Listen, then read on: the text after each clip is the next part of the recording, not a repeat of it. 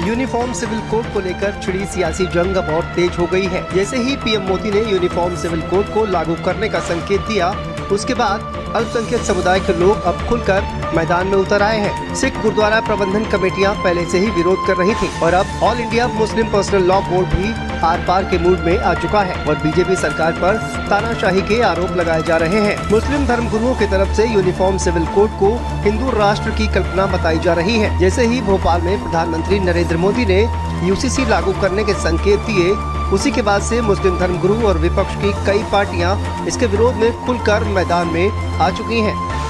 कि uniform civil code के नाम पर ऐसे लोगों को भड़काने का काम हो रहा है।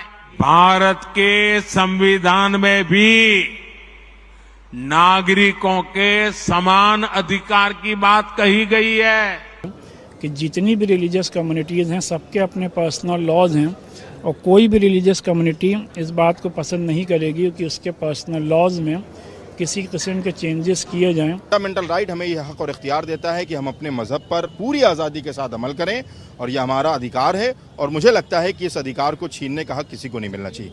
मजहब की आज़ादी को छीन कर मुझे लगता है कि फिर उससे मजहब के दायरे से बाहर निकाल कर अगर कोई अमल कराता है तो ये जमहूरियत के खिलाफ और सेकुलरिज्म के खिलाफ बात होगी। कि ये मसला मजहब का है, इस्लाम के यहाँ मजहब के उलमा मुफ्ती सब मौजूद हैं। जो फैसला यहाँ के उलमा मुफ्तियान करेंगे उसको हम मानेंगे।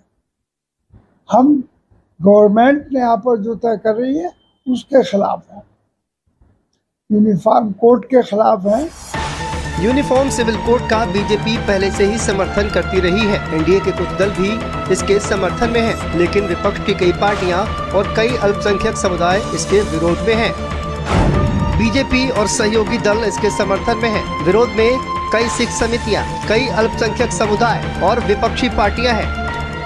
आइए आपको बताते हैं कि क्या है यूनिफॉर्म सिविल कोड। सभी के लिए एक समान कानून,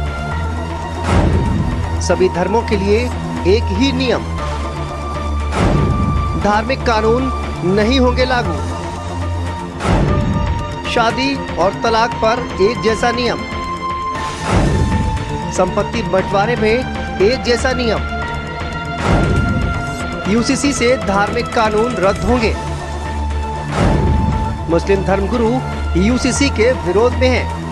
फिलहाल पीएम मोदी के बयान से ऐसा लग रहा है कि बीजेपी सरकार ने यूनिफॉर्म सिविल कोड की तरफ आगे बढ़ने का मन बना लिया है, लेकिन जिस तरह से विरोध प्रदर्शन शुरू हुआ है उससे लगता ही नहीं कि विपक्षी पार्टियां और अल्पसंख्यक समुदाय के लोग जल्दी इससे सहमत होंगे।